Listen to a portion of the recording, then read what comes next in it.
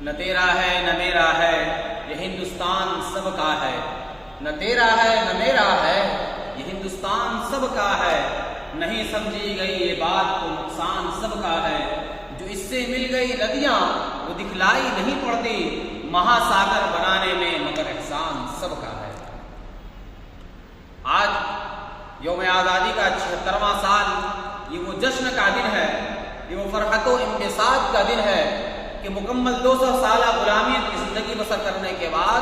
ہندوستان انگریزوں کے شکنجے سے آزاد ہوا۔ لیکن جب ہم اس ملک پر ایک طائرانہ نظر ڈالتے ہیں، اس ملک پر ایک نظر ڈالتے ہیں، تو ملک کے گوشے گوشے سے، ملک کے خطے خطے سے، ملک کے چپے چپے سے یہ آواز سنائی دیتی ہے کہ ہندوستان کا مسلمان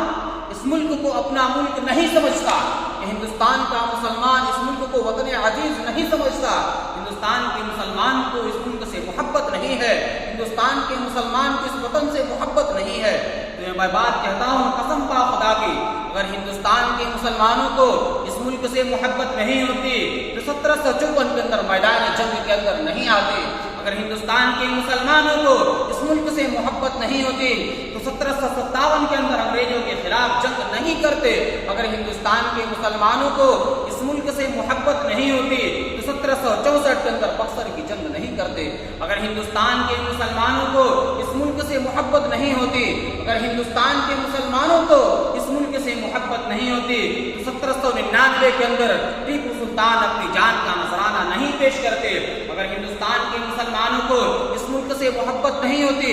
1803 کے اندر شاہ محدث دہلوی رحمۃ اللہ علیہ انگریزوں کے خلاف جہاد کا فتویٰ نہیں دیتے، اگر ہندوستان کے مسلمانوں کو اس ملک سے محبت نہیں ہوتی، اس ملک کو محبت کی نگاہ سے نہیں دیکھتے، 1857 کے اندر انقلابیوں کی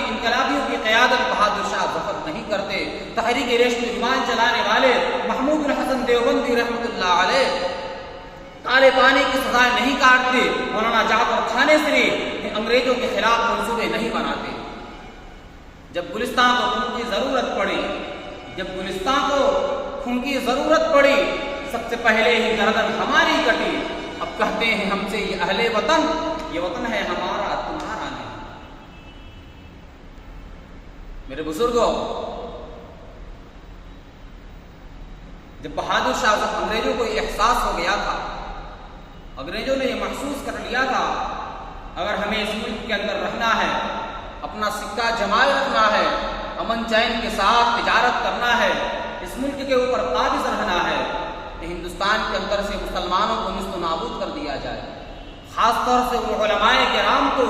جو ہمارے خلاف منصوبہ بناتے رہتے ہیں، میدان جنگ کے اندر چلے آتے ہیں، کبھی جہاد کا فتویٰ دیتے ہیں، کبھی جہاد کرنے کے بعد میدان جنگ کے اندر لوگوں کو اکسا کر چلے آتے ہیں۔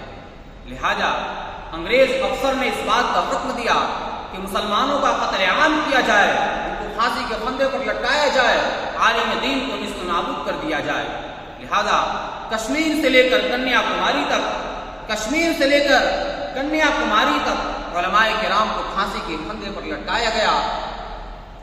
دہلی کے اندر مسلمانوں کا قتل عام ہوا، ان کو لباس سے پہچان کر، ان کے اسلامی لباس سے شناخت کر کے ان کو سولی پر چڑھایا گیا۔ جب بہادر شاہ ظفر مغلیہ سلطنت کے آخری چشم و چراغ، مغلیہ سلطنت کے آخری بادشاہ، جب ان کو قید کر لیا گیا اور قید کرنے کے بعد ان کے سامنے ان کے چاروں بیٹوں کا سر قلم کر کے، ان کے چاروں بیٹوں کا سر اتار کر کے ان کے سامنے پیش کیا گیا، ایک انگریز افسر نے طنز کے اعتبار سے بہادر شاہ ظفر سے کہا، دمدمے میں دم نہیں، اب خیر مانگو جان کی۔ کیا کہا؟ دمدمے میں دم نہیں، اب خیر مانگو جان کی، اے ظفر ٹھنڈی ہوئی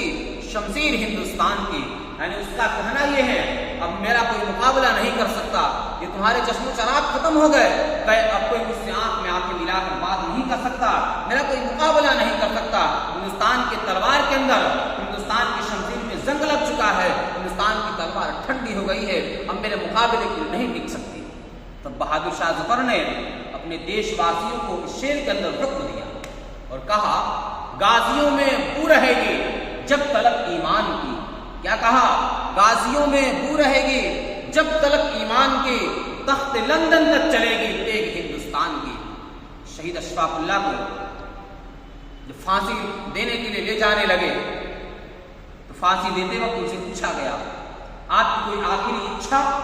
کوئی آخری خواہش، کوئی آخری تمنا، کوئی آخری آرزو؟ تو شہید اشفاق اللہ نے کہا